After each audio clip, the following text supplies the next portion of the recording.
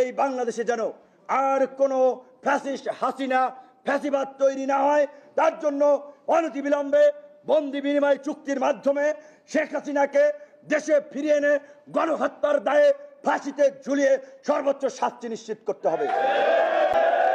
এইটা কোনো রাজনৈতিক দলের সরকার নয়। কাজী কোনো রাজনৈতিক দলের নেতারা যদি ভেবে থাকেন ক্ষমতায় চলে এসেছি, এইটা করব, ওইটা করব, এইটা দখল করব, আগে অমুকে খাইছে এখন আমি খাবো, এই খাওয়া খাওয়াই বাংলাদেশে আর চলবে না।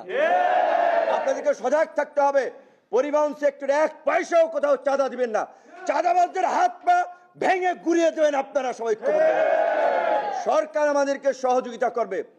রক্ত ত্যাগ জীবনের বিনিময়ে এই ছাত্র জনতার গণ অভ্যুত্থানে নতুন সরকার গঠিত হয়েছে। সরকার আমাদের সরকার, আমরা সরকারের লোক। কাজে আমাদের সবাইকে মিলে সরকারকে স্থিতিশীল করার জন্য